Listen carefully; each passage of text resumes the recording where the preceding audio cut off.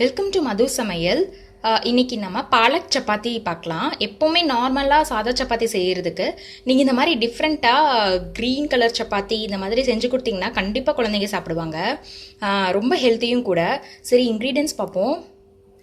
பாலக்கீரையை வந்து நல்லா வாஷ் பண்ணி எடுத்து வச்சுருக்கேன். எப்போவுமே எந்த கீரைனாலும் எப்படி நீங்கள் வாஷ் பண்ணணுன்னா, ஒரு பாத்திரத்தில் கீரையை போட்டு கல்லுப்பை போட்டு தண்ணி ஊற்றி ஒரு 10 மினிட்ஸ் அந்த மாதிரி நீங்கள் ஊற விட்டுட்டு நல்லா அலசி விட்டுருங்க. அப்புறம் ரன்னிங் வாட்டரில் வாஷ் பண்ணிங்கன்னா எப்பவுமே பெஸ்டிசைட்ஸ் ஏதாவது இருந்ததுன்னா போயிடும் கண்டிப்பாக.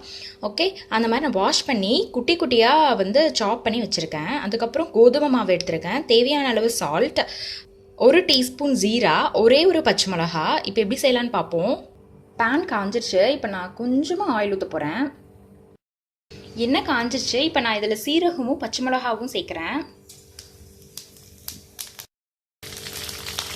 பச்சை மிளகாவும் சேர்த்துட்டேன்.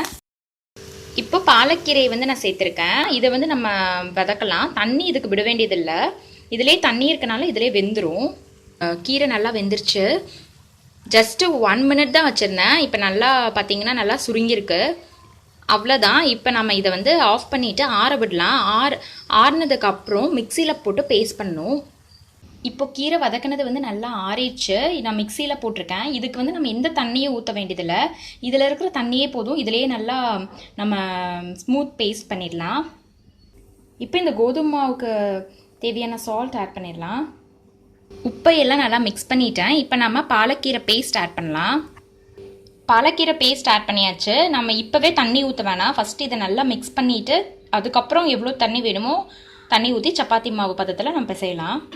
நல்லா கீரை பேஸ்ட்டை போட்டு நல்லா பிசைஞ்சிட்டேன். இப்போ நம்ம சப்பாத்தி மாதிரி தேய்ச்சி சப்பாத்தி சுட்டெடுக்கலாம். இப்போ இந்த பாலக் சப்பாத்தி ரெடி ஆயிடுச்சு.